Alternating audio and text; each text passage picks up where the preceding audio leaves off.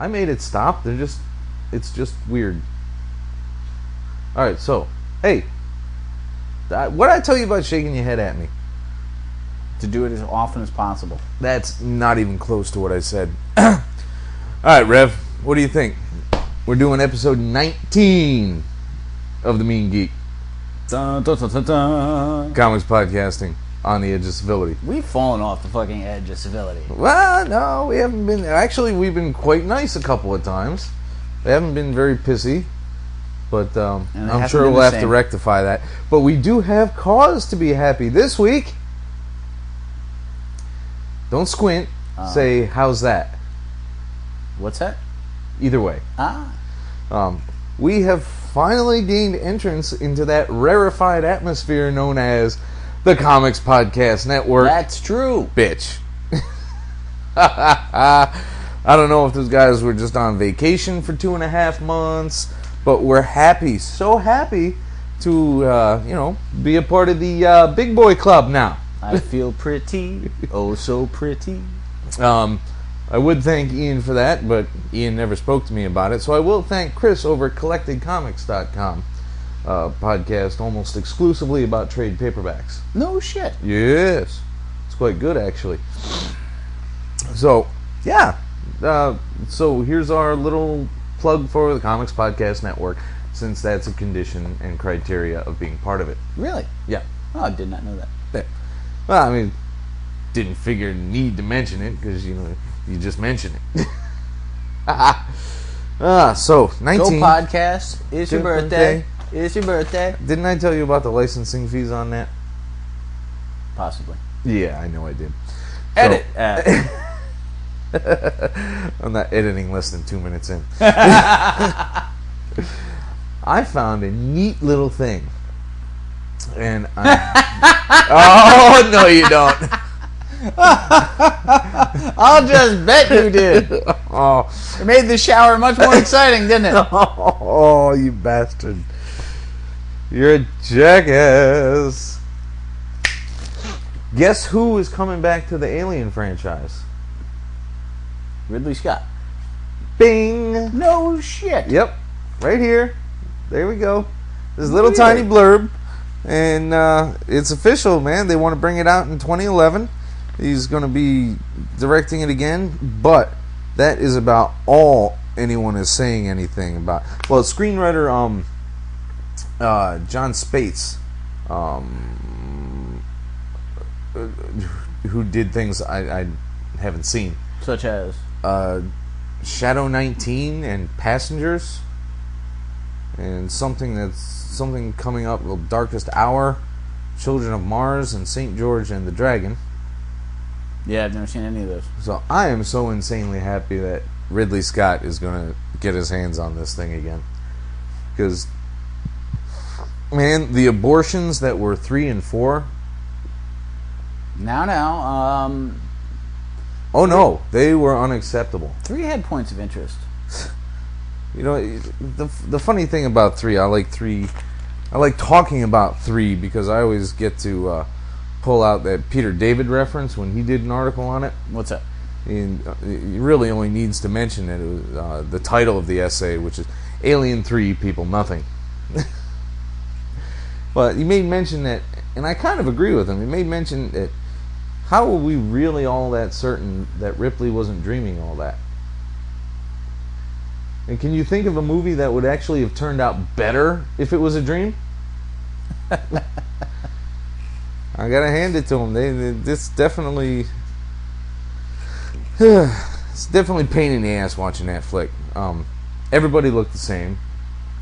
Couldn't figure out with their accents who the fuck was who. Yes, no, absolutely. The choice to make everyone bald and British was not helpful. But I remember going to see that in the theater and coming out going, visually there's some interest in that film, and getting lambasted. And then David Fincher went on to do Seven and Fight Club. Yeah. And suddenly everyone started talking about the visual interest of it. I'm like, well, I did believe I pointed that out when I had no idea who the fuck he was. But on the other hand, it's not like it was a great movie. No, it sure wasn't. Because people started to recreate it in their heads once they liked him as a director, which I always found intriguing. 4 was just god awful. And then it just lended even more credence to the concept that anytime Sigourney Weaver gets naked, bad things happen. You know what happened in the first one? Happened in Ghostbusters. Yeah. As soon as she started showing skin, bad things went batshit. Right? I'm sure you did. Well, a little bit. But I still use that line forever. From when he's tinkling on the keys there, so to speak. Right. They hate that. Yeah, so that's our big news on that score. Love Ridley Scott. Ready to move on and see some good shit from now, him. Do you in the prefer next 2 Alien years. or Aliens? That's the thing. I like action. And when suspense is done the way it was in the first one, then I love that all the hell and gone. But I have watched 2 far more times than 1. It was a quest we were on when we were teenagers trying to get to watch that flick, me and Dan. Every time we wanted to see a flick, we would ask if we could rent that, and generally we'd be watching it over his parents' house and they would say no. So I think we found a copy of the first one somewhere and watched that a couple of times, and were shocked by the sheer volume of the spittle from the alien.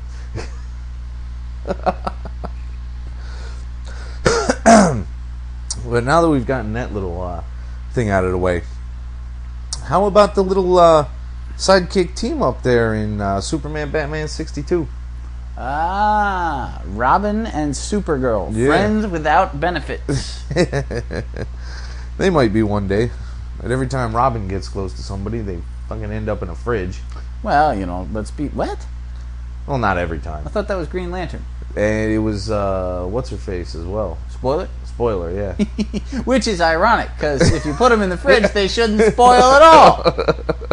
Yeah, that's right. You heard that here. Remember it. I had fun with this. I love it. I thought it was a good little story. I liked how they built the idea that here are guys that are variations on the Batman-Superman theme, but work better as a team because they're lighter versions of the same. Right. The little introductory page there. It's just like, hi, hey. It's like, the big kids are going to the Watchtower. You take care of things while we're gone. Then they're just like, sort of, kind of, not quite trying to prove things to each other. And she wants to keep going in and letting her strength take care of everything. And then she kind of goes batshit when she sees Joker with that saw and body part in his hand. So he's got to restrain her and teach her, you know, the whole subtlety thy name is Batman routine. Unlike me, I don't understand subtlety one whit. That's true. No, it was a really good read. I mean, this is just a fun book that DC is doing right now. Yeah. I mean, you can't quite call it a kid's book, but at the same time, I mean, you know, as I pointed out before, it totally retrieves the world's finest. Yes. And it's just a book that I enjoy recommending to people. It was neat to see Zaz again. That is one of your favorites. Obviously earlier on, because he's not utterly covered in scars just yet. But, you know, I had a sentence that I was going to say and I totally lost it. Oh, yes. This is a great book because the fact is, the state of the industry right now is, from a story perspective, unrelentingly grim. We thought the 80s were gritty.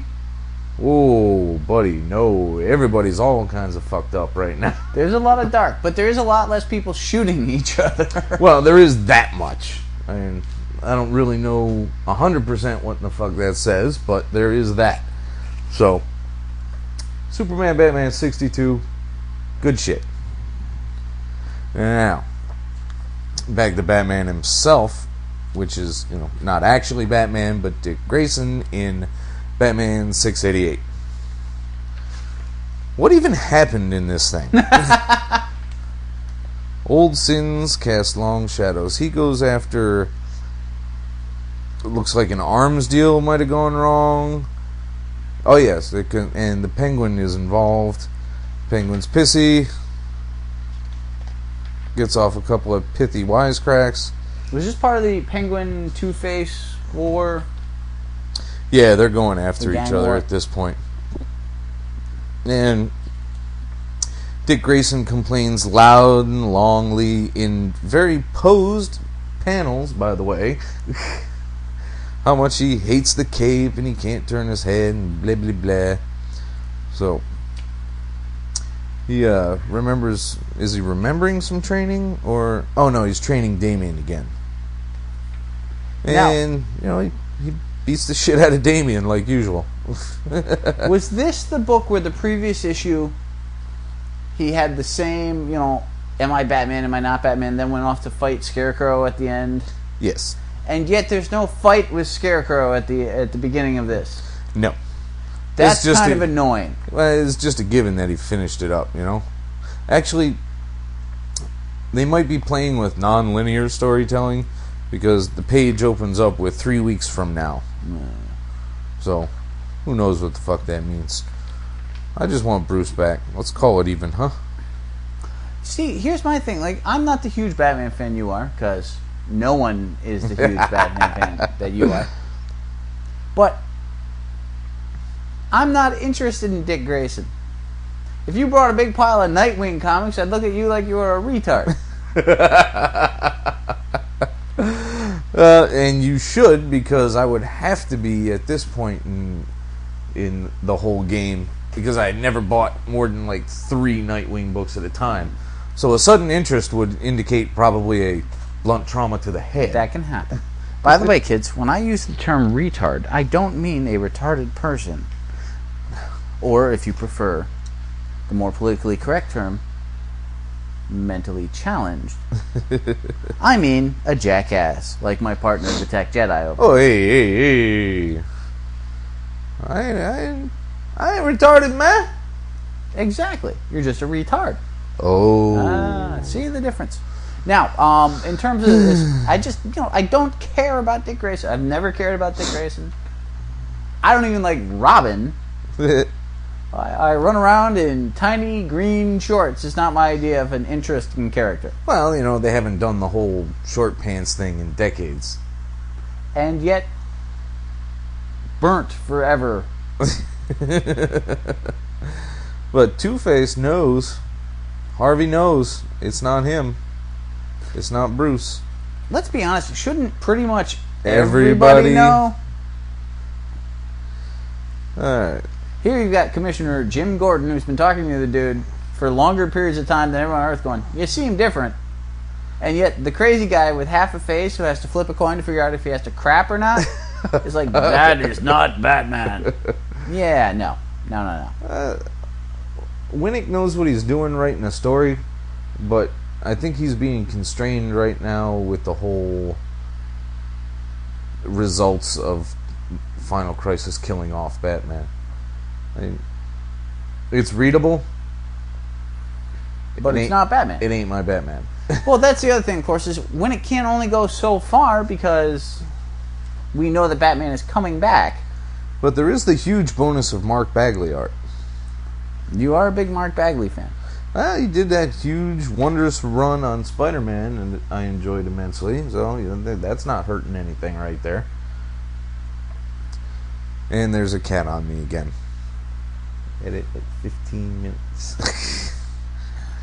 So, continuing on with the whole Bat Family motif, we finally get to Red Robin 2, which finds him traveling along, heading around Europe and the rest of the world, hunting for Bruce, who he is never going to find because Bruce is actually in a cavern at the beginning of time, waiting to be reborn into his own damn body, if we're to believe Neil Gaiman.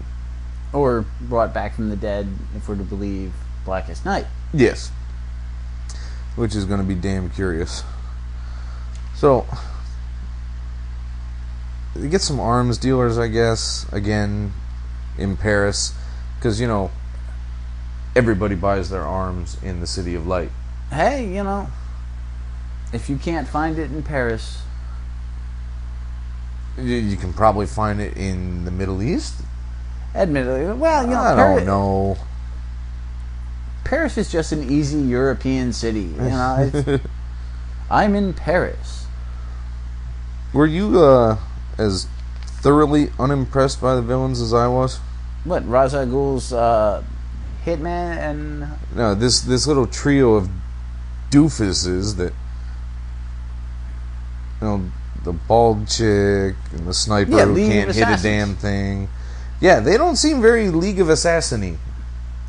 Well, he keeps talking about how impressive they are as he's beating them up, which I think is kind of...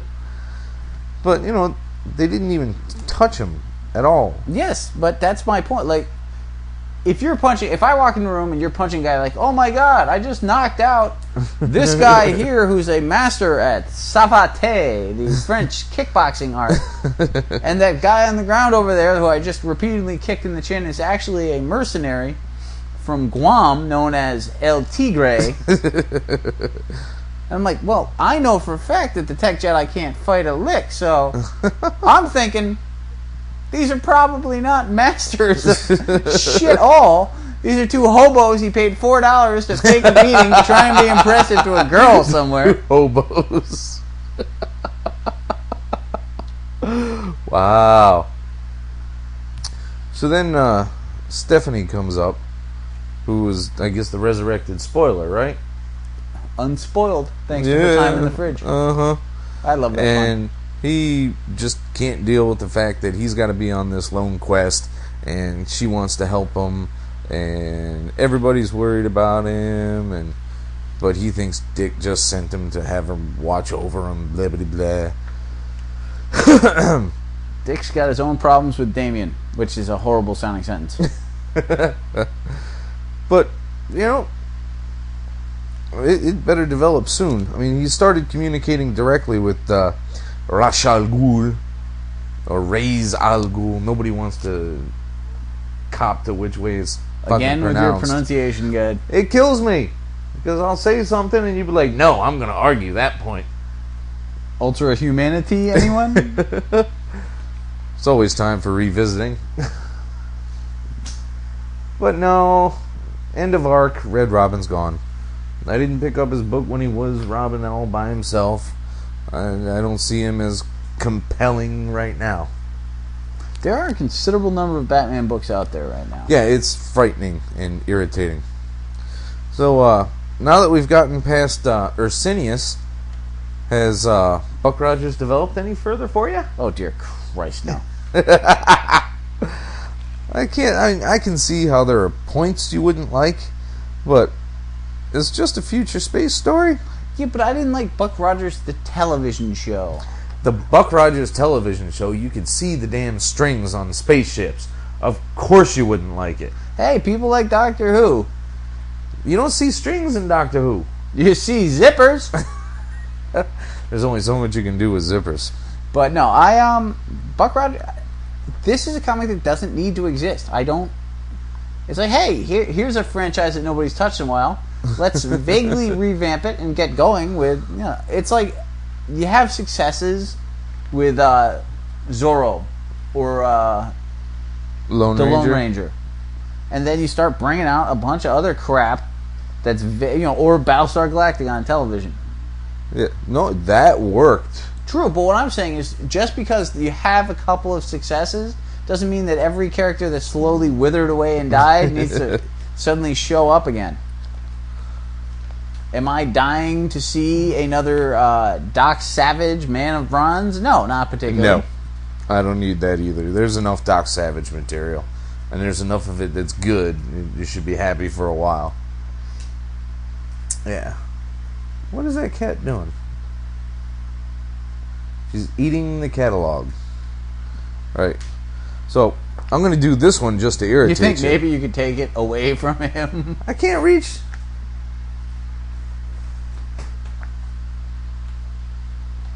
But you know something I'm going to order specifically To piss me off? to piss you off? No, what's that? I am going to get Dynamite Studios' new version of Galactica 1980. I just want to see your brain pop and an aneurysm just... I can't wait for Space 1990 to have a... Because that's one of the few... You know what? You have no sentimentality about Space 1990 whatsoever. Almost none. I remember a fraction, and that fraction is diddly squat. Diddly over squat. But I think the first one might be laughable, because sure, they revamped the original series from scratch, right? They said, here's this concept, here's that concept, here's this character, here's that character. We swap a few character traits around, we swap a few races and genders around. We, have the undercurrent that they may be Cylons to begin with, and suddenly you've got a very interesting stew of plot points to deal with for 4 seasons. But what the fuck could you do with Galactica 1980? I have no idea. Like, what were they thinking they could do, man? They were going to show up to Earth. They found out they're not technologically advanced enough to help. So, really, they should have just left. Unless they figured that they could hand over a couple of engineers and suddenly have a weapons facility created for them. That wouldn't have been a bad idea, actually.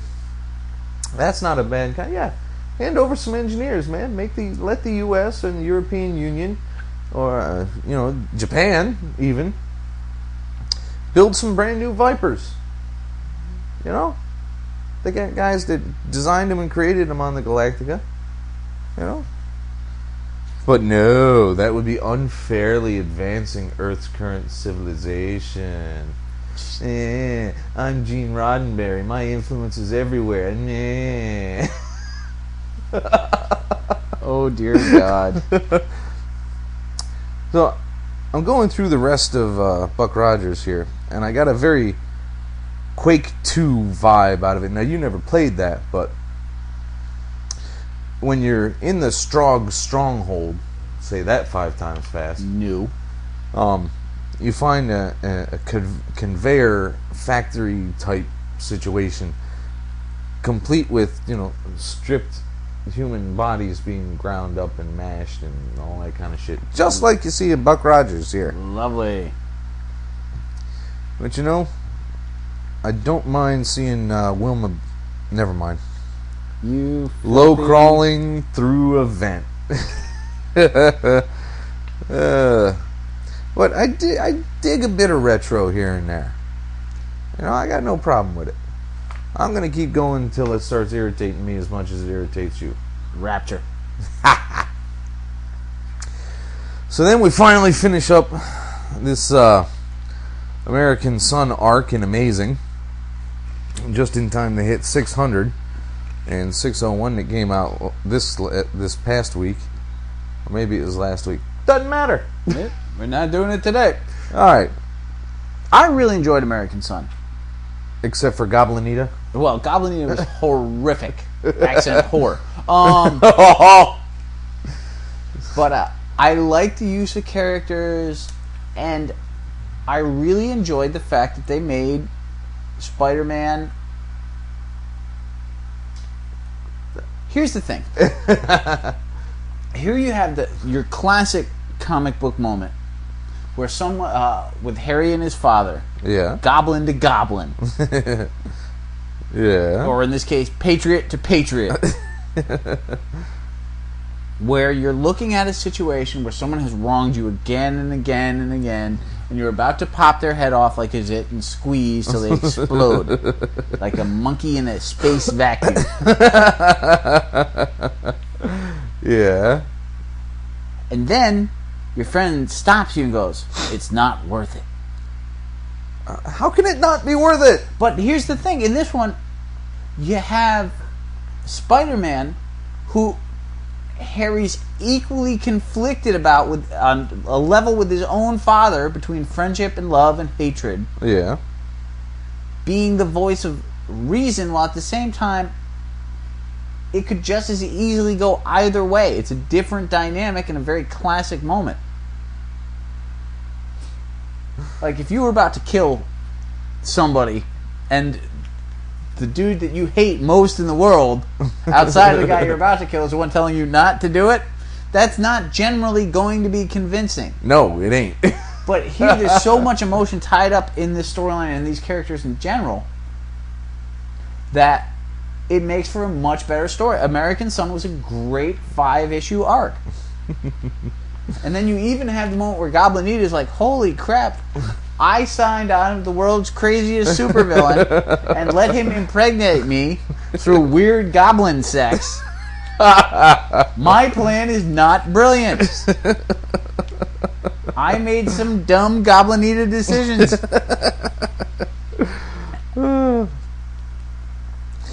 Well, in what was it, in New Avengers? Well, no, we'll leave that one. We'll come back to that one. Oh, okay. There was a New Avengers thing where he was debating whether to kill Norman again, and he had this. Never mind. Oh, with Wolverine. We'll save it.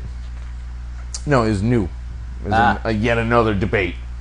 Because I can see this going on till the fucking new millennium. Should we kill Norman? No. Why not? Because we can't. Why? He kills everybody else. What? No. I can see Bendis writing it too. What? No. Stop with your Bendis bashing. I'm not bashing. I'm simply noting that he has this one trope that I find irritating. No, but to anybody who's interested in Spider-Man, this was a great... I wouldn't say it's a starter storyline because there's a lot of history tied up in it. A frightening amount of history. But it was a great 5-issue arc that you could enjoy. It stands alone by itself very well. And then it builds into issue 600, which is a jumping off point in certain respects. Yep. So, having established that part, we go to 600. 600 is a disgustingly full issue with a whole lot of stuff in it at only $5. And I got to get a new copy of it because the sweat from my hands the last week has totally ruined the ink on the cover. Really? Look at that. Yeah. Annoying. Pissed me off. And it's the better cover too, which, you know, for actually, once you have. Actually, it may not matter. The covers I pick never get anywhere. Starts off with some summarization here of Doc Ock, how he consistently and thoroughly gets his ass handed to him in every encounter with every hero he's ever met. And even with the Sandman a couple of times. I mean, Ultron? Really? Did Octavius really think he could go up against Ultron? Octavius thinks he can go up against anybody. That's why he's Octavius. And I like that they used actual moments of his history in these clips. Yes. Like the Hulk flicking him in the head. Yeah, that was a big bonus. I remember that one well.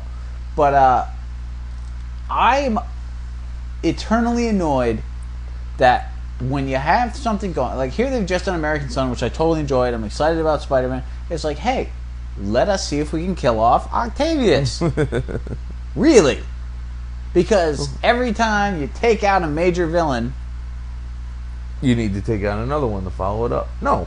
You don't do that. There's a reason people like to see certain villains constantly. Unless you're writing a storyline like Kraven's Last Hunt, which is a once-in-a-lifetime... Yeah. Most of the times when you de-evolve a villain or have a replacement, like Mac Gargan is now Venom and friggin' there's a female Scorpion, I'm not ecstatic about either of those options. Let Venom be Venom, let Gargan be the Scorpion, and it bothers me to no end that I know the Scorpion's real fucking name, by the way. And take your female fucking Scorpion and go. Scorpiana? Scorpiana, very nice. But you know, it is a neat development here. They know, but when do they ever cover consequences? That is true. That was very intriguing. Like what they did in the storyline, I like the whole idea of Octavius's latest plan is to do good things and build a legacy. And then at the end, he realizes in his own twisted head that he has to take Spider-Man out first, or it will be impossible for him to actually have a legacy, because Spider-Man invariably stops whatever he's doing. Yeah. And that's something that, history will write stuff down. I mean, he could have, if he did take control in New York and things actually became good, people would, in fact, remember that. That wouldn't be a bad thing. No one in New York respects change. Come on. Yeah. They cleaned up fucking Times Square. And people are still annoyed by that. Well, I wanted to see me a real Times Square hooker once in my life. By the time I got there the first time, they were gone. Just see, man. Just see. Good God. Good God. Silence. Just so you know, kids, we frequently watch geek-based entertainment while recording, and Bender's Big Score is on, and I just saw a Cylon on the screen. I was very tickled by that. So he takes over every electronic device in the whole damn city. And he subsequently fucks up May's wedding because he's now jealous. Wow, it's been how many years?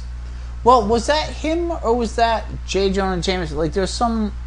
Who was fucking up the actual wedding was somewhat vague. Yeah. Because he talks about fucking it up and it's like, well, that's long past.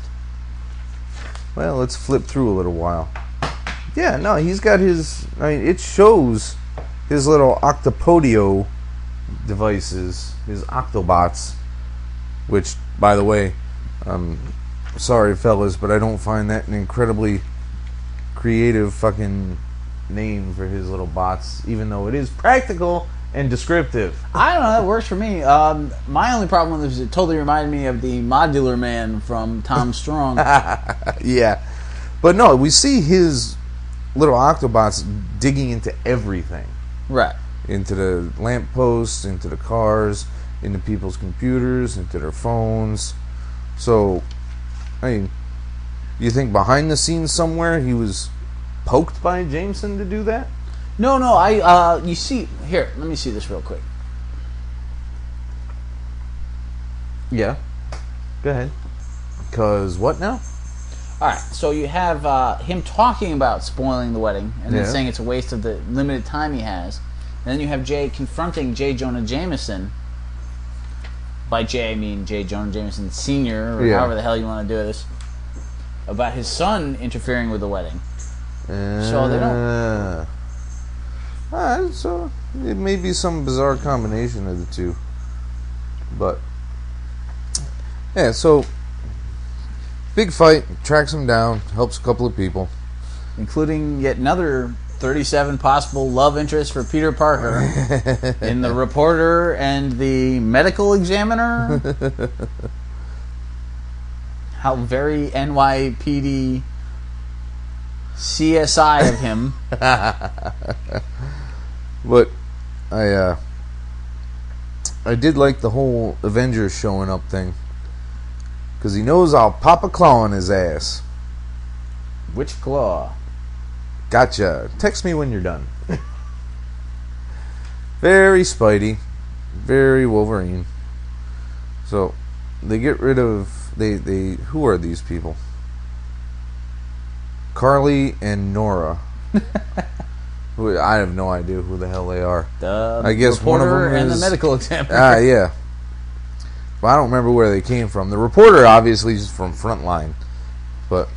And then they also have the roommate, because you can't have enough Peter Parker possible love interests without annoying the crap out of somebody. And of course, at the very end of the book, they introduce yet another one. Yeah, who could that be? Boom, boom, boom. Why, boom. it's Gwen Oh, no, it's not. It's not Kirsten Dunst. Mary Jane Parker. Or Watson now. Dear God. Yeah, it's a mess.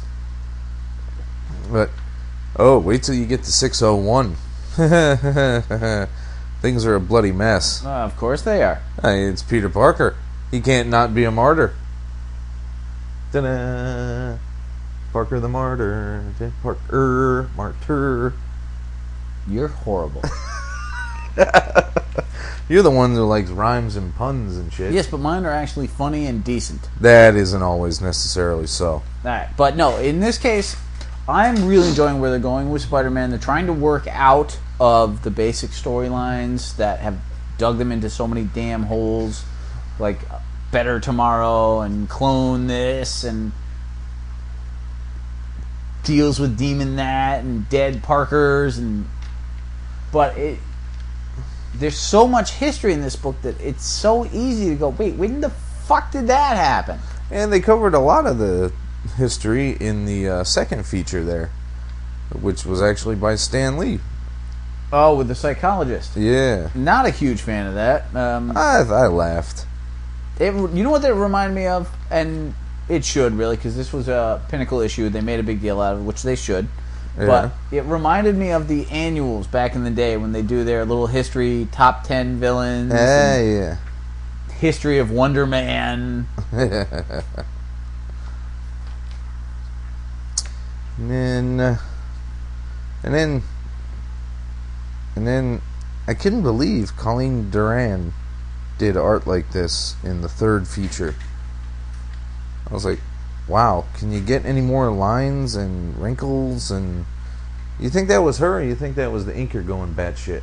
Probably a little of both. I mean, Colleen Duran has never been known for heavy lined faces, so but she has, she does work with some older characters and some of the stuff she does, so Oh, it's all in the clothes. The faces aren't terribly bad at all. Well, actually, Ben is your Uncle Ben is kind of bad. But this was a very touching human story. yeah, I'd rather see him punch somebody, but hey.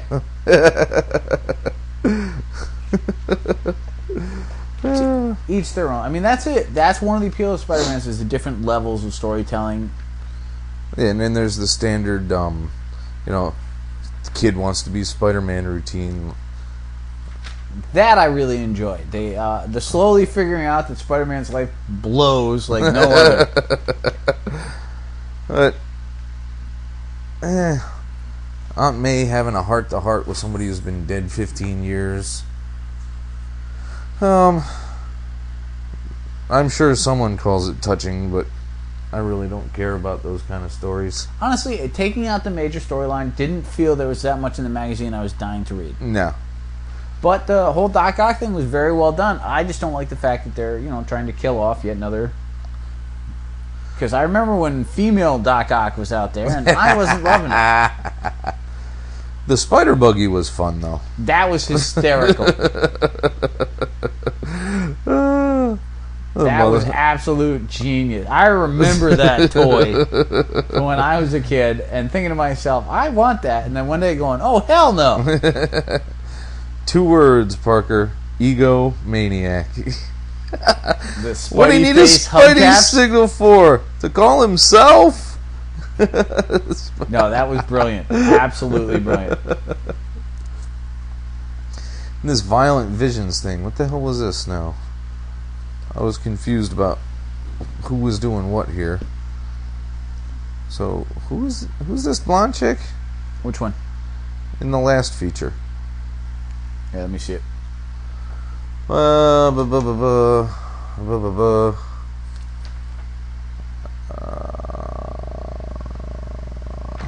You know what? I don't even care. Yeah, hold on. Let's see if I can figure this out. All right, what's the next book? Oh, Madam Web. Yes, who doesn't? Okay, we can just move right the fuck on to the next goddamn book now. Which is? Bum ba bum ba bum bum bum bum bum ba bum bum ba. Captain America Reborn. I want my cap back. And you're getting it. I like Bucky, but I want my cap. Steve Rogers is the shit. He knows what he's doing. He's one of the few heroes who knows what he's doing at all times. Even when he has doubt, he pulls that shit together. Fucking bam. Saves the goddamn day. That's a fucking hero for you right there, baby. Captain America is the man. And Bucky is no Captain America. He's a good character on his own, but he's not Cap. So we find out it was I don't even know how to describe this without sounding like a total twit. Well, nothing new there. We find out that the man of the country, the spirit of our flag itself, is unstuck in time. Yeah, what the hell does that mean? You know what? I'm thinking. Well, that's the problem. See, because so many people don't want to describe what they're really trying to get across is things like, his soul was detached from his body and it's got no place to go because it's not supposed to be released yet and stuff like that. But if they say soul, that opens up a bunch religious aspect. Yep. No, I totally agree with that.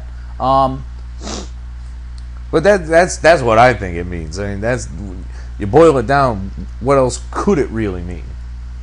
Dude, when is Marvel going to figure out that Zola is a horrible character? I've got a face for a chest. And I think a lot. Like, really?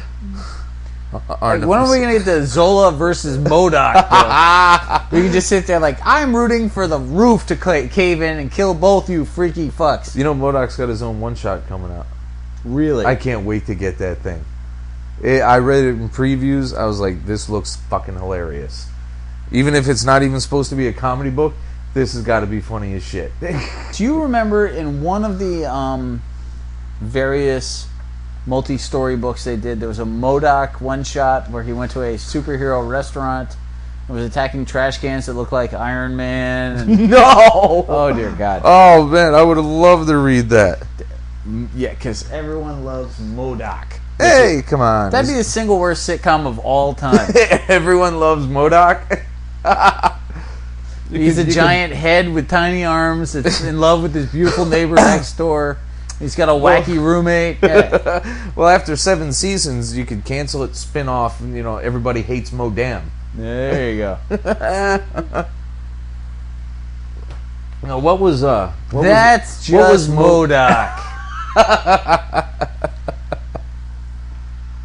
What was it was mental organism designed only for killing, and then Modam was. I have no idea. Gonna have to look that up, report back on it. So we find out he's unstuck in time. Sharon admits to shooting him under the influence of the Red Skull, and it's noted that Zola is a human intelligence in a mechanical body, not strictly a robot, which nobody really gives a shit about, particularly Sharon. Because, in the end, she did pull the trigger. So, she recants the tale, and there's many, many pages of her describing what happened while she was in the thrall of the Red Skull. And isn't the Red Skull currently in the brain of a Russian general? Pretty much, yeah. Yeah. That's essentially it. So, who was it? I'm going for reach point. Who is there? Oh, it's right in front of me. The caption tells me. Duh. So, Bucky and Natasha meet up with Nick Fury there. Find out all he's been doing. And he gets them to the facility they got to get to find out what they got to find out. And what they find out is that Ares and Venom are going to beat the shit out of him. And that battle pretty much stops. And then they flash back to Cap running around in his own body in 1941. And, so basically they've turned Captain America into Quantum Leap. Pretty much, yeah. Yeah, not too thrilled with that. By the way, quick aside. Yeah. Natasha, the Black Widow, is the third biggest whore in all of Marvel Comics. Yes, I noticed that. First being... Well, second would be Luke Cage. Luke Cage, man whore. And number 1 is, of course, El Tigra. You just can't get enough of making fun of poor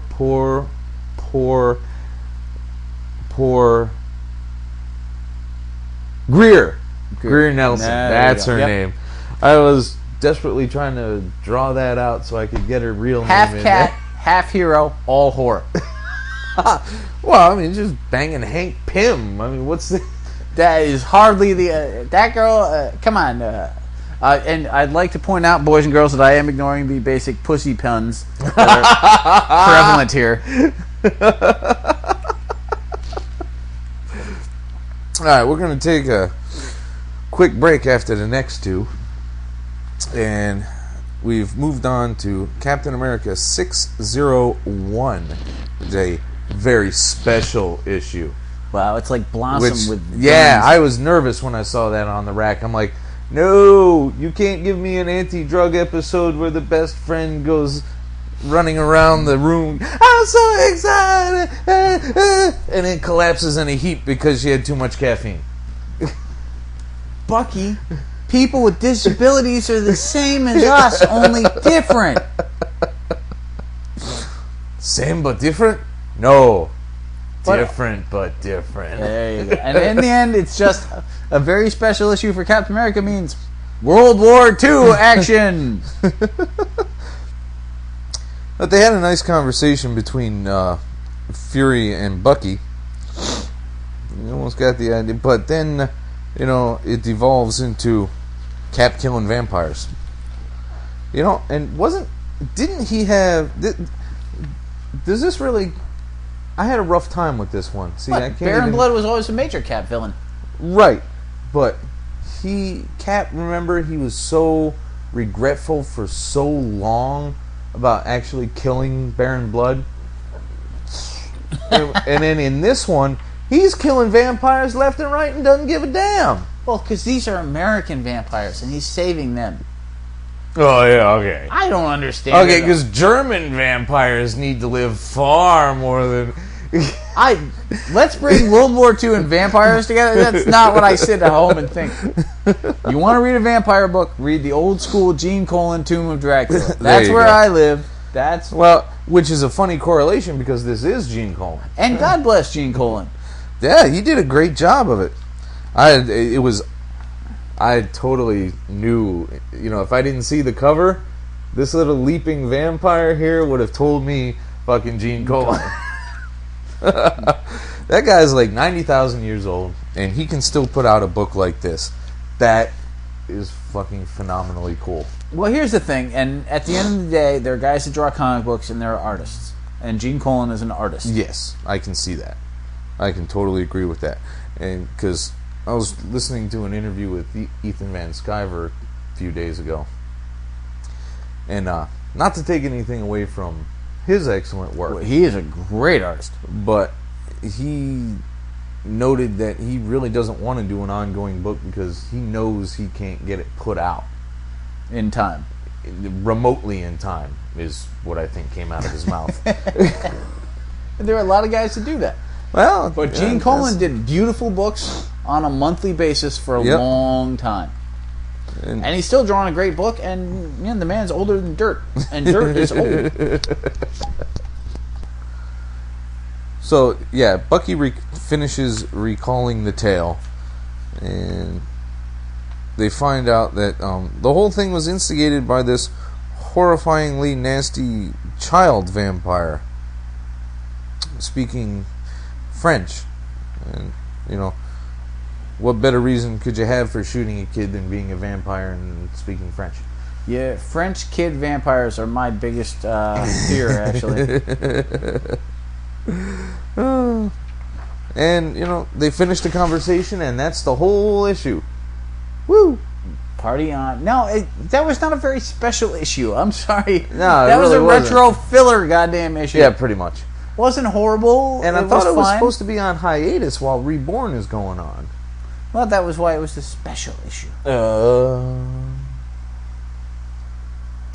Alright. You're going to rip me a new one for this one, aren't you? What is it?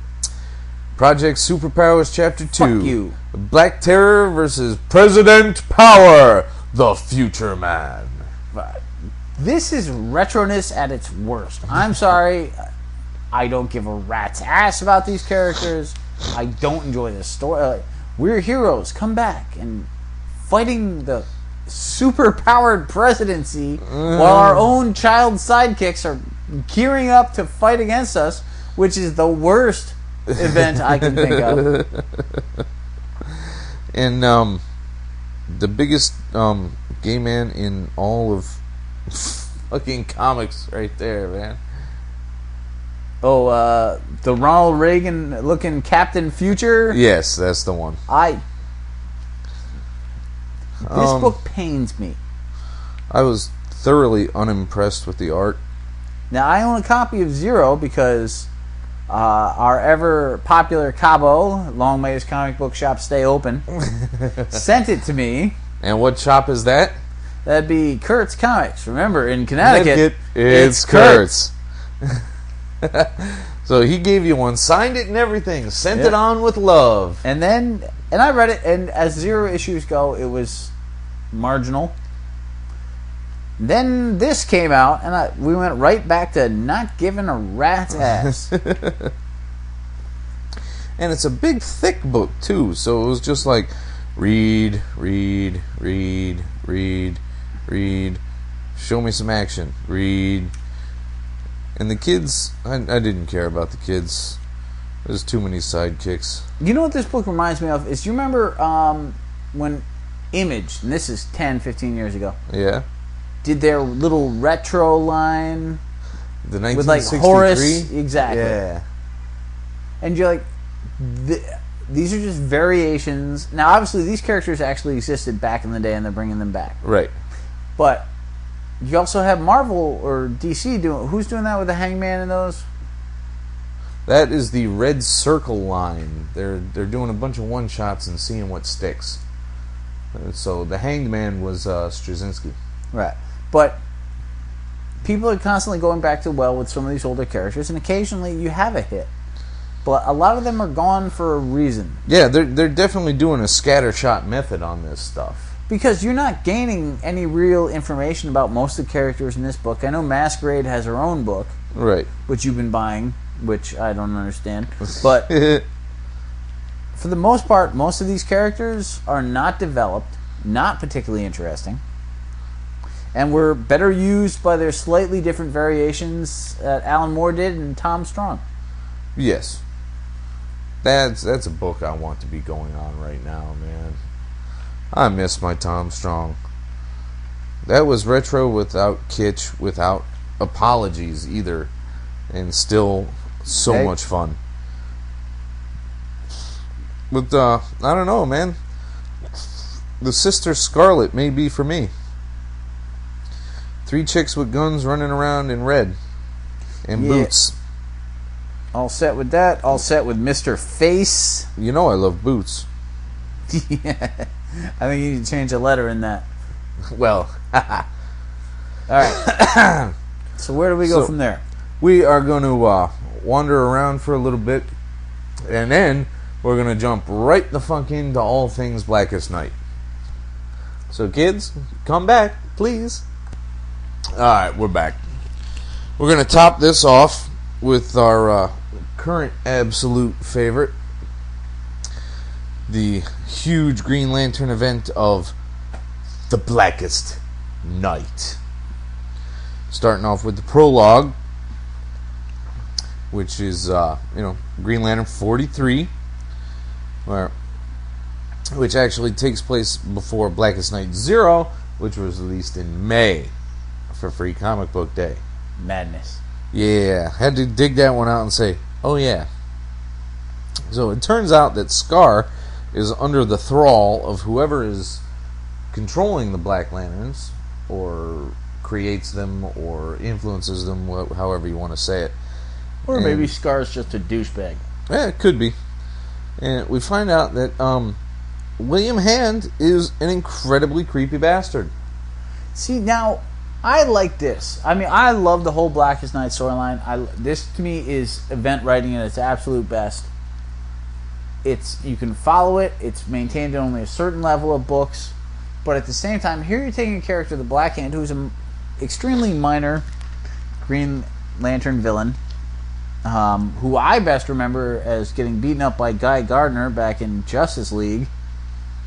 for owning a porno movie theater, which they've conveniently forgotten for this point.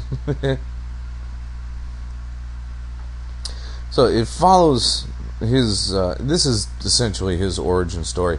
Starts from toddlership, and he's absolutely obsessed with all things death from the very beginning, and it's just nuts. The alien came. It looks like Atrocitus, right? Yes, it is Atrocitus. Yep. Why can't I do this? Where's my English? Well, you're starting with the word Atrocitus. You're going to have a downtime with English. So he finds himself a cosmic divining rod, which I'm guessing is a lot like a cosmic cube. Only differently shaped. Yeah. And he creates a grave, and he just jumps right in. He's like, bah. Where am I going with this? Give me something. Well, I mean, here we have a guy. The point I was trying to make earlier is they're taking a very minor villain, revamping in a way where he becomes a huge player, in a way that's interesting and not contrived. This is why this is the event book to be reading right now. You're taking Black Hand, making. Think about how in Final Crisis they had the Martian Manhunter taken out by Pyro or some sort of fire supervillain, who then went nowhere. Yes. It was a firebug, fireman, fire guy. Yeah. Fire, Martians on fire, whatever the hell it was. And now here you have a slow evolution. You bring in a minor character, make him a major character without ruining anything else. It's just, this is great writing, and it's a great book. His origin is creepy as hell. Yeah. And then they start going through all the people that have died, and of course we will eventually see come back, being Tula, whoever the hell that is. Is that like Aquaboy's girlfriend or something? Yes. Ah, very good. Al Pratt, who was the original Adam. Or not Adam. Adam Smasher. He was the JSA guy, the tiny dude. Might be the Adam. Maybe. Sue Dibney, which I don't know. The panel has her dying in a totally different way. I don't remember her smashing her head on a desk. Oh, maybe it didn't show completely the way she fell. Yeah. Well, Ronnie Raymond, Digger Harkness, which I was very happy to see go, because aside from some random comedic value here and there, he was so utterly pointless I couldn't really believe. Love Captain Boomerang. What are you talking about? You can love him. I'm not going to stop you. You can get all boomerangy if you want. But I didn't give a shit. As well as the Golden Glider. Yeah, he never banged Golden Glider. Yeah, but she's coming back as well. So is the Top, Roscoe Dillon. Ted Cord, which I was disappointed to see go. But if they had to sacrifice somebody for that storyline, who the hell else could they do it efficiently and still have it have impact? So, Ted Cord, Ryan Kendall, who I don't know who he was. Where do they show it? It's just this one panel. He's getting shot by an energy blast. You see it? I don't remember Ryan Kendall offhand. From the details of the costume, I would say he's probably either Hawk or Dove. You think? That might be Black Condor. Ah, okay. I don't remember. I will be quite blunt. I don't remember Ryan Kendall. Yes, generally the comic history quotient in our heads gears toward the more bizarre and ancient rather than like, what issue of Howard the Duck was the supervillain, the Beaver, number 5. D. Tyler, don't know who the hell that is. Oh, that must be Phantom Woman. Yeah. Because of the green mask, yes. Yeah, they're bringing all. They mention all those. The Human Bomb, Roy Lincoln, Roger Hayden, Vic Savage, Ralph Dibny, that I didn't even remember dying. Gene Loring. Yeah, I'm not familiar with that either. Or with Gene Loring dying, so I'm behind on a couple of Yeah, so am I. these. Arthur Light, who apparently was taken down by the Spectre, if this panel is any indicator. And, of course, John Jones. Which, it's irritating trying to say his name, because that apostrophe is just... It just fucks with me every time. Just say Jones. John Jones. I mean, come on. So, Boston Brand, Tara Markov. Isn't Boston Brand kind of cheating, though? Because he's already kind of ambulatory. Well, that'll make for an interesting... I mean, where do you go with a guy who's dead already as a character plot point? Yeah, exactly. Tara Markov, we could do without. Wesley Dodds. I mean,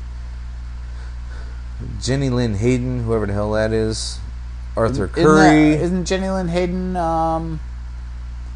the Green Lantern's, the original Green Lantern's daughter, Jade? Oh, yes. Jonathan Kent. Don't do anything with Jonathan, man. Let him lie. Bruce fucking Wayne. So he's wandering around the graveyard thinking about all these names, being told that he should resurrect them all in the zombiness. And then he goes through those who have escaped death. Clark Kent. Diana. Oliver Queen. Kilowog. Hal Jordan. Tara Olofsdotter. Ice. Connor Kent. Bart Allen. Barry Allen. So, yeah, damn near everybody who's ever fucking died. Kilowog. I'm such a fan of Kilowog. He's a great character. So... yeah, so I guess to get all this power and ability, he goes and wipes out his entire family and then tops himself, which was a bit of a shock. Well, you gotta die to come back from the dead. Yeah, I get that, but that's one really graphic full-page splash, man. Just this green blast coming out the side of his head. Just a huge gaping hole. Not even any blood because it's all being vaporized the second it gets hit by the beam. And then he falls down and we get an entire page of successively closer close-ups. And then there's the blood everywhere, which would never have passed the Comics Code Authority. Ever. So, Scar appears, pukes all over the guy, gets the ring, and he's resurrected as the Lord's Herald. Who we're still trying to figure out who the Lord is. Some people are saying the Anti-Monitor. I like to think of it as the Collector. Oh, for God's sake. It's the wrong company. All the more reason for it to be a shock. Yeah. Alright, and then we end with him totally zombie-like. The Stranger, would you prefer that one? As cosmic entities go, at least he's got a handlebar mustache. So, yeah, he vows to extinguish all light, and there's the shocking climax of 43. You took a long time getting to that. We did. So then it finally erupts in Blackest Night #1. Whoo, Jeff Johns knows what he's doing up in here. But he's insanely creepy. Again. So he goes to Wayne's gravesite, starts digging up the body that shouldn't be Bruce's. More confusion sets in. And then the black power battery erupts with millions of black rings, which is incredibly frightening. And then Black Hand licks the skull, which thoroughly made me want to retch. Yeah, you know, it's a great storyline, but I really don't need to see anybody licking a dead head. Then a team of Green Lanterns pops into, what was it, Star City? Coast City. Coast City. The city without fear, apparently, now. And they all charge up at a battery. And they have some flashbacky type things. And a nice little take on that World War II photo with Guy and Ice kissing in the street. That wasn't too bad. Yes, Jenny was Kyle Rayner's girl. Because they're all talking about they're all thinking about who they love. And lost. And lost.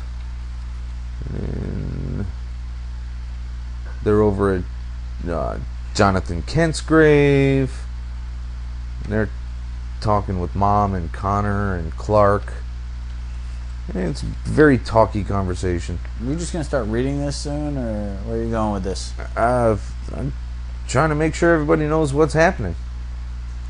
Although, if they're not reading it, then they don't give a shit, really. So, and poor Alfred. What are we doing here?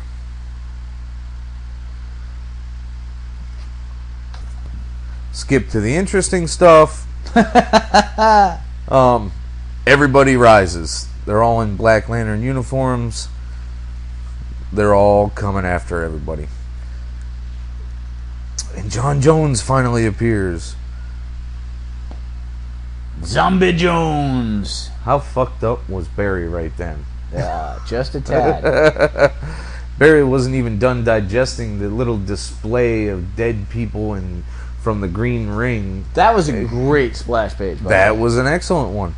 And now he's got to get confronted with this? I can't wait for Zombie Vibe. Fuck that for a month of Sundays. Nice line. And I'm referring to Zombie Vibe in that reference. I was originally going to use that in Barry's reaction, but no. Vibe needs to stay far away, man. Vibe does not need to be resurrected. The Detroit JLA days. Yeah, that was a great fucking idea. Let's base ourselves in Detroit. What, like the Great Lakes Avengers? Did you see how that turned out? Well, you know, I mean, Vibe versus Flatman, I would totally read. Ugh. But this is very curious about the whole Hawkman, Hawkgirl thing. I knew that he was in a resurrection type deal. Right. You know, I knew there had been like 12 different versions of him. But I didn't know, I was very confused about why Kendra and Shiera were different people. Well, it's a whole reincarnation thing they've been talking about on again, off again since the beginning of the JSA books. And Kendra is the reincarnation of the lost love of Hawkman. But really, Sue and Ralph taking out the Hawks? Really? You think? Awesomeness. I was shocked and amazed. Could not believe it. Shock follows shock. But to what end? I mean, now if you take out the Hawks, does that mean they come back as zombie Hawks? I think they want them to come back as zombie Hawks. I'm not real sure if they can or will. But, it's very curious that they have to eat hearts to charge up their rings. Well, there's not a lot of Black Lanterns out there. Yeah, but eating hearts? Really? Hearts? Well, versus brains, versus kidneys. Well, alright, no, I follow it now, because it is the emotional spectrum. And the heart is the center of all emotion, blah, blah, blah. Theoretically. Yeah, okay. Seeing an Oreo on Mars, though, that tickled me. One of the funniest things I've ever read is Captain Marvel introducing John Jones to Oreos and milk and getting him thoroughly fucking addicted to it.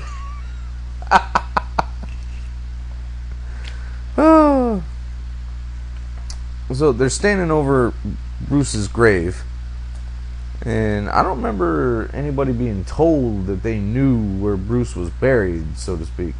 And the last thing I knew, they just came out of the end of Final Crisis 6, and there was a body. And then, where the hell was the funeral? It was kept There was very no quiet. funeral. Yeah. Because they can't know that Batman is dead. But when did they tell anybody? They didn't. Well, then how did Barry in Hell know? Well, they were there when they saw the body come out. The whole world doesn't know, but, you know. Although, this may come around the fact after... Didn't Alfred tell people that he buried him next to the parents and it didn't seem like a good idea in retrospect once he'd been dug up? Yeah, I don't remember him saying that, but that's probably precisely what happened. So how do you fight a zombie as powerful as Superman? Zombie kryptonite? Who can turn... No, as powerful as Superman. Not a zombie Superman. Which zombie is as powerful as Superman? John Jones. He says it right there. You know, people keep forgetting. I'm just as powerful as Superman. Kryptonite. It's not In going to this affect case, a Martian. Fire kryptonite. Fire kryptonite. Now you're making stuff up. What is this, 1958 again? Look, man, you cremate him, obviously. I mean, what other option do you have? Nobody's going to want to cremate John Jones, though. He drops a building on him. I was quite happy about that. I'm at a loss. I don't know. This thing is so overwhelming, I don't even know where to go. There's so much going on. It's a great read, and I wholeheartedly recommend it. But going panel by panel is probably not the best. With so much unresolved at this point. This last splash panel with Jon Stewart. Wow. I wonder how much the original art's going to go for that. I'll take $10,000, Alex. Now, I wonder if he would have had the opportunity to destroy some of those rings on the way. Maybe? No? You don't Perhaps. think? Perhaps. But he's so shocked he could never manage that. Tales of the Corps, 1 through 3. The secret origins of lanterns you never asked. My favorite are the origins of orange lanterns. I meet somebody. I eat them. I make a copy of them. Here's the origin. Now, St. Walker, who was getting irritating to me, didn't quite ingratiate himself, but I now see exactly where he's coming from. Because he saw himself in the reflection in that polished stone at the top of the mountain. And he's like, oh, you're the savior of the planet. We get it now. And after he lost his last kid, I was starting to guess that. But I was like, well, how do they reveal it? I was like, well, there are worse ways they could have revealed it. That was like watching the Dirty Dozen, watching his family climb that mountain. One by one, or aliens, you know, just one by one, the whole team just goes bloop, bye. So now we understand what he's all truly about. Although I don't know how he's going to fight greed. How does that work? Hope fighting greed? It doesn't really match up. I haven't the foggiest. Well, greed's after a blue ring though, so that fight is definitely going on. Yes. Maybe it'll be the Ganesha elephant lantern. Brother Him, the amorphous blob type character. Sister Cersei. Those wacky, hopeful lanterns and their antics. No, the Tales of the Corps Blackest Night is not the highest end aspect. It's filler. You could totally continue the Blackest Night storyline without reading this. Right. Is it terrible? No. I mean, there are points of interest, obviously, and where certain lanterns came from, but I'm not dying to know most of these origins. Luckily, it's already over. Yeah, it's 3 issues. If you have the time and the money and you're interested in further delving into some of their backgrounds, go for it. It's just, why are the fear lanterns so fucking bizarre? No, really. What environment would evolve a being with 3 heads, one on top of the other? Or a being very close to that with 3 heads melded into a triangular shape where they all share like a pair of eyes, or My favorite is the evil red cat lantern. Evil red cat lantern? Which one's that? Go to the cat page. It doesn't get an origin, but go to the page where they show the groups of lanterns and the major characters. Let me see this. In this one? In all of them, they have different pages of lanterns. That was actually a nice thing. It's like a little character listing. I don't see one of them right now. Are they a red lantern? Mm-hmm. Oh, okay. Well, I ain't got the red lanterns yet. I mean, there's a creepiness factor that would definitely... Whoa, wait a minute. Why the fuck does that thing have babies inside it? For safety's sake.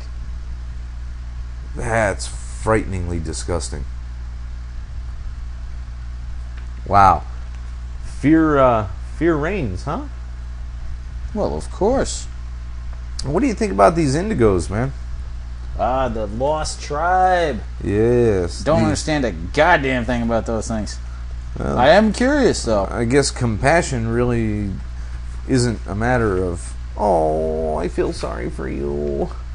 It's a matter of, well, you're dying anyway, I'll make it quick. Oh, snap. But how are they going to fit in? Dextar? Oh my god. The evil cat lantern. That's just so bad. A cattle lantern, if you will. Okay. Cattle lantern. Oh my god. Oh yeah, and the green core. Yep. So, to recap, because we're running a tad long here, as far as Black as Night goes, phenomenal read, keep it up, but if you are hitting a budget, skipping the Tales of the Core would not hurt you all that much. No. You can probably pick it up and trade in 4 months.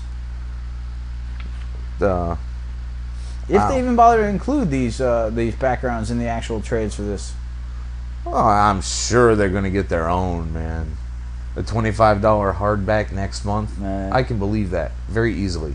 Oh, I'm sure that they'll do the Blackest Night. I'm just not sure they'll bother to put the Tales of the Core. And the angel turned angel of madness, angel of rage, angel of blood. The Red Lantern. Ugh. All right, kids. Well, this is the end of another exciting episode. No, it isn't. You got more? It's just the end of an episode. This is the Reverend Mad Duck reminding you, send money. Yeah, and go listen to us on iTunes and Podcast Alley and the Comics Podcast Network, where you can find Raging Bullets, Comic Timing, Comic Geek Speak, Collected Comics Podcast, and a bunch of other stuff I'm never going to listen to. Bye-bye.